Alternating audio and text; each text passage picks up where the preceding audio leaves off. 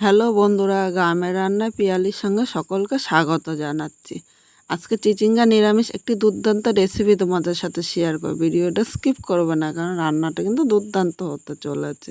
তাহলে আমি কিভাবে করলাম চলো দেখে নেওয়া যাক।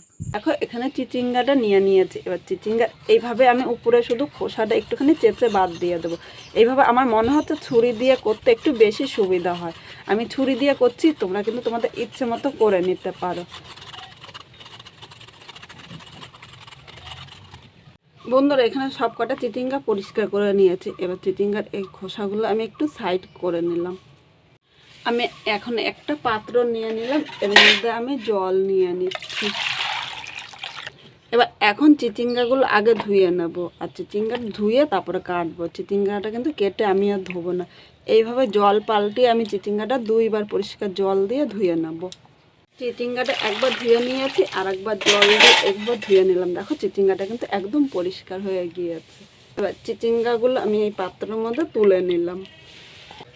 যে কোনো নিরামিষ দিনে এই চিচিঙ্গা রেসিপিটা কিন্তু দুর্দান্ত লাগবে খেতে। এবার একটা চপার নিয়ে নিলাম, চিচিঙ্গার সামনে ও পেছনে অল্প অল্প করে কেটে আমি বাদ দিয়ে দিলাম। এবার চিচিঙ্গাটা মাঝখান থেকে আমি কেটে নিলাম। এইভাবে মাঝখান থেকে একটু ফেরে নেব। আমি ছুরি দিয়ে করছি, তোমাদের যদি ছুরি দিয়ে অসুবিধা হয় তাহলে বটি দিয়েও কিন্তু করে নিতে পারো। এখন আমি রেখে দিলাম। এবার দেখো, চিচিঙ্গারের ভেতরে দানাগুলো একটু শক্ত শক্ত হয়ে গিয়েছে, তাই দানাগুলো এইভাবে হাত দিয়ে আমি পরিষ্কার করে নেব। হাত দিয়ে বেশি মনে হচ্ছে আমার তাড়াতাড়ি হবে, ইচ্ছে করলে তোমরা চামচ দিয়েও করে নিতে পারো। খুব সহজেই কিন্তু হাত দিয়ে হয়ে যাবে। দেখো, এইভাবে দানাটা আমি পরিষ্কার করে নিলাম। এখন আমি এই 3টে চিচিঙ্গা এক সাইডে রেখে দিলাম। এবার এই চিচিঙ্গাটা আমি এরকম ছোট ছোট করে পিস করে কাটবো। তোমরা যতটা পারবে ছোট ছোট করে এরকম কেটে নেবে, আর এইভাবে কিন্তু খুব সহজেই তোমরা কেটে নিতে পারবে। এইভাবে আমি সব চিচিঙ্গাগুলো কেটে নেব। বন্ধুরা, এখানে সব চিচিঙ্গাগুলো কাটা হয়ে গিয়েছে। এবার আমি একটা থালার মধ্যে নিয়ে নিলাম।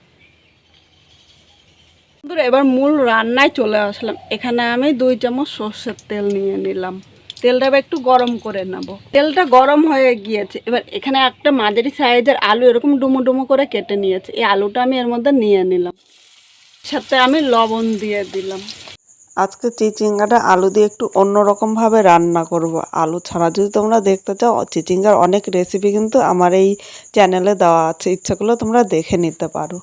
মিডিয়াম আগুনে আলুটা আমি 3 মিনিট হালকা লাল করে ভেজে নেব। এখন কিন্তু আমি হলুদ দেবো না।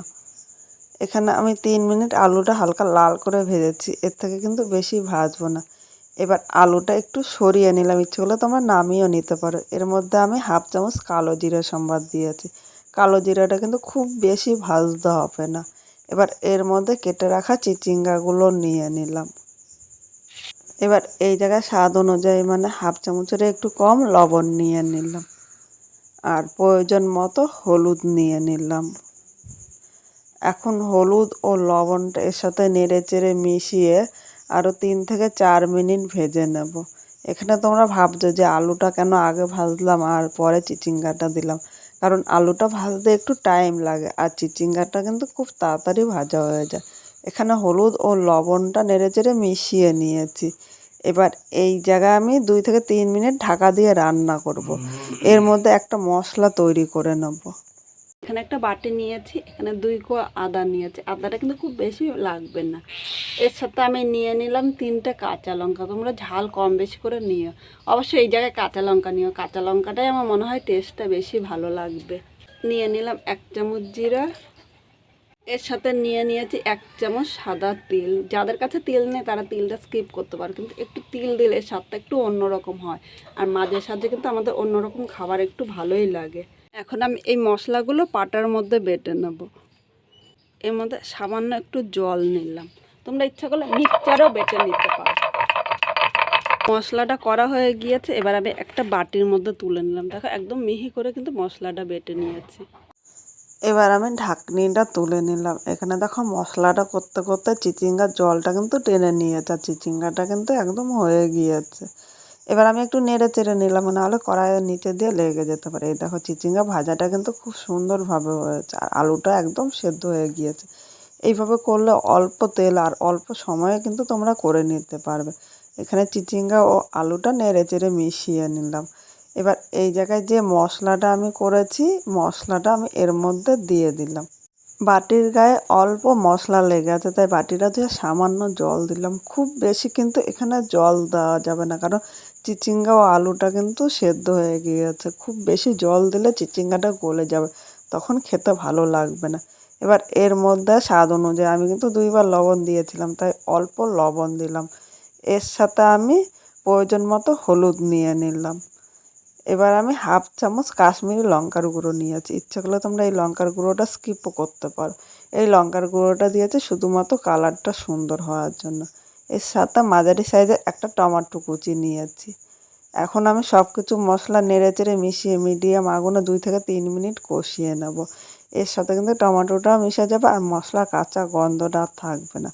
এখানে মশলাটা নেড়ে চেড়ে মিশিয়ে নিয়েছি। এখন কিন্তু আমি ঢাকা দেবো না, ঢাকা দিলে আলু ও চিচিঙ্গাটা গলে যাবে। প্রথমে বলেছি যে কোনো রান্না একদম গলে গেলে খেতে কিন্তু ভালো লাগবে না। এইভাবে আমি 3 মিনিট রান্না করে নেব। রান্না করে নিয়েছি, মশলা থেকে দেখো সুন্দর একটা ভাজা গন্ধ বেরিয়েছে। এখন কিন্তু জল দেবো না, কারণ চিচিঙ্গাটা কিন্তু একদম হয়ে গিয়েছে। এবার এর স্বাদটা ব্যালেন্স হওয়ার জন্য সামান্য এই জায়গায় মিষ্টি দিলাম। অবশ্য তোমরা একটু মিষ্টি দিও, যারা পছন্দ করো না তারা সামান্য পরিমাণে দিও, কিন্তু একটু মিষ্টি না দিলে এর স্বাদটা কিন্তু ব্যালেন্স হবে না, তখন খেতে ভালো লাগবে না। এখন চিনিটা নেড়ে চেড়ে মিশিয়ে আরও 2 মিনিট রান্না করে নেবো, তাহলে চিনিটা কিন্তু পুরো সবজিটার সাথে ভালোভাবে মিশে যাবে। 2 মিনিট রান্না করে নিয়েছি। এবার আমি একটা পাত্রের মধ্যে নামিয়ে নিলাম। আজকে খুব সাধারণভাবে চিচিঙ্গাটা রান্না করেছি। যে কোনো নিরামিষ দিনে এইভাবে একবার ট্রাই করবেন, আর খেয়ে কীরকম হলো কমেন্ট করে জানাতে কিন্তু ভুলবেন না।